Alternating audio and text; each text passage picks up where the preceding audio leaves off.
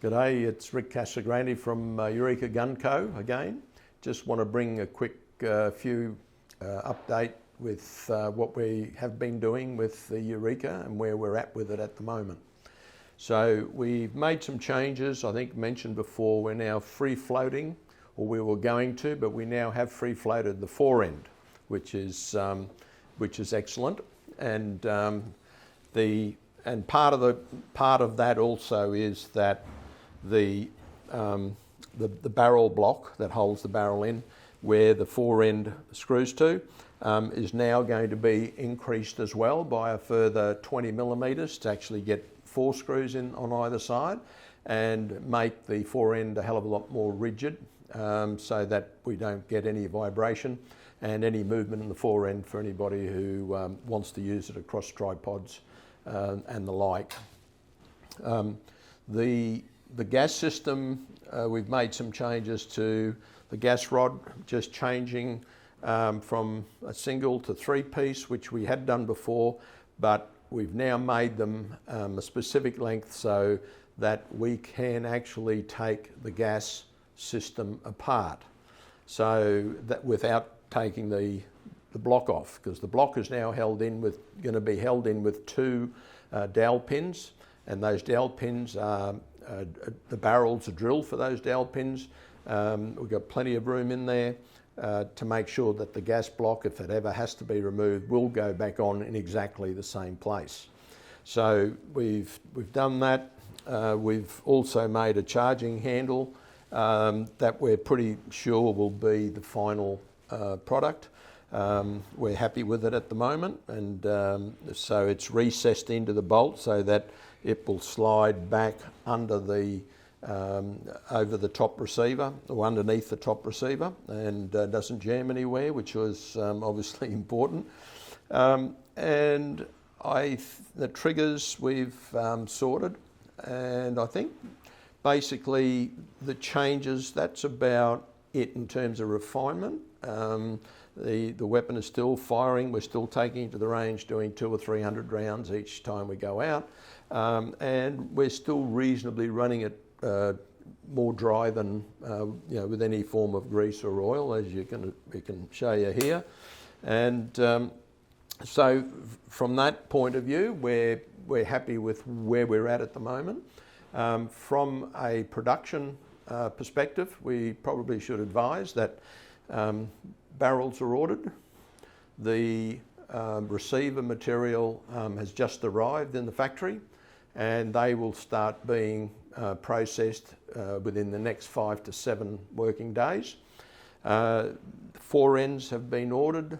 The triggers and hammers have been ordered, and it's just taken a bit long because we've elected to produce them out of a much stronger materials to reduce wear and tear. So tool steel isn't easy to come by in Australia for some reason, I guess, like everything else. So we've had to wait for some of the materials. The springs have been ordered, so we're right there, and then the proper buffer screws for the fore end have also been ordered. They had to be specially made, so moulds been made, they'll get pushed through, and they'll be rubber mounted, so there's no need to over tighten screws, and the rubber mount will also hold back any vibration that is perceived or that may transfer through, which we don't think it will anyway. And that's about it for this update as to where we are.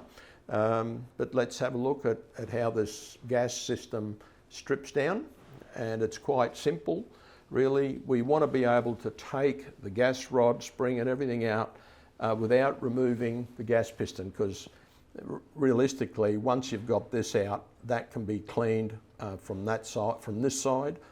Part 1 is to pull the rod back, push the piston back forward, get this intermediate bit out, and a little bit of, when you're doing it, a little bit of dirty gas might slow you down a bit, but at the end of the day, it's made to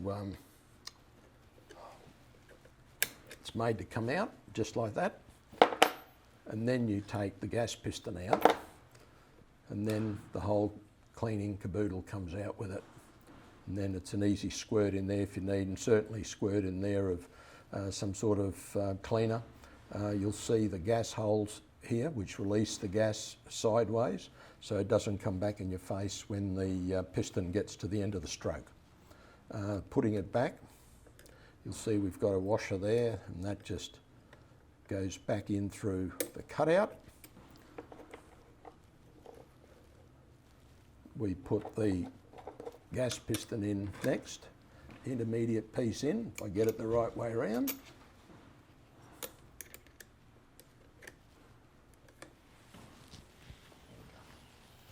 So, and to facilitate the ease with which that happens, the barrel bolt or the barrel lock has also been relieved so that we can just get a bit more angle on the rod so it can come out quite easy, and then you're right for cleaning, and away you go, and that makes it quite simple to clean. Okay, so here we've got the gas block, and this is the adjustment. Hold that with a 7mm spoke open ender, and just use an Allen key to adjust up or down, but we would be setting this where we believe everything will fire. We've got a lot of gas there available, and we're not using all of it as we set it from the factory. So it's got movement both ways, but I would say you would very few people will need to actually make that adjustment. So the fitting of this, whilst these are not dowel pins, we will have solid dowel pins in there. So the barrel has two drill rails through there, and they will slot in, and that will ensure that the gas block goes on square every time if it needs removing. Adjustment of the gas, you know, we've sort of tried to make sure that everybody's catered for. Anybody shooting factory ammunition will never have to touch it, but we just feel that in some cases people who load for their particular reload for their particular rifles may be loading with much heavier bullets, creating extra pressure, may not need as much gas to operate, might want to shut it down a little bit, because any gas action gun that's not adjustable, you know, you can get it smacking back on the buffer in the receiver. So we make sure that that's there, so that anybody who's really getting at the top end of the loads doesn't have a problem.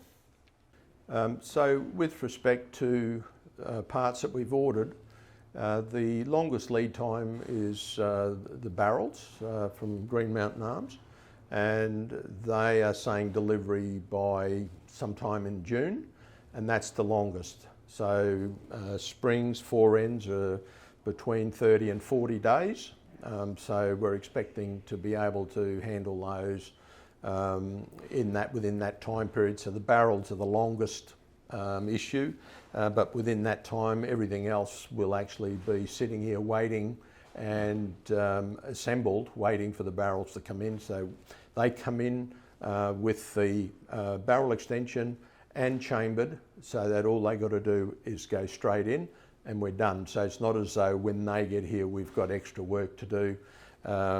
It'll settle quite nicely once they get here. One of the questions that we got early in the piece that keeps coming through as other people or newer people finding out about the Eureka Stockade is why we're not using quick detachable and release pins for the gun to come apart. Firstly, I think it's important with the way our laws are structured that we don't go anywhere near the firearm that gave us the issues we have today in the first place. I think it's crazy to do that when we're trying to launch a new firearm. The last thing we would want is anybody attaching themselves to an AR. So we are not producing an AR. If we were, well, sure, we'd have pins, but we're not. We're producing something that we believe will hold the Australian shooter in good stead. It also keeps the firearm far more rigid, with top and bottom locked in. That way, any sense of movement is gone. You know, we don't need that. And using the gas piston rather than the gas tube does keep our firearm a hell of a lot cleaner. There's, you know, no need to be pulling it down in the field. And if you have that sort of issue where a firearm has to be stripped down, surely you're going to need more tools than just taking 2 pins out. You're still going to need whatever you need to clean or clear a malfunction or whatever. So we don't want to go there politically as well. So, you know, let's just stick to what we want to do. I suspect that, you know, we're just coming at it from a different angle. We want to stick to that angle if we can, and we're hoping people will come along for the ride. If somebody wants a lever release AR, then they can go and buy one, but they can't. And so what's the point? You know, we're not here to totally flout the regulations. What we want to do is work within that framework and still give the Australian shooter a quality firearm that is going to function. And, you know, if you're the sort of shooter that wants to sit upside down in a tree and blindfolded and take your AR apart, then so be it. But, you know, we think that the average shooter wants something that's solid, that he can go out for a weekend and not have to strip.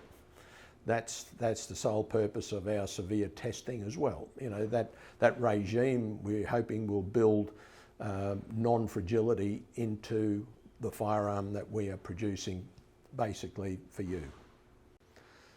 Okay guys, well thanks very much for keeping in touch and keeping track of what we're doing. We're pleased to be bringing it to you, and we really are pleased and do get assistance from a lot of the comments that come in, so keep them coming in the comment section below. Cheers.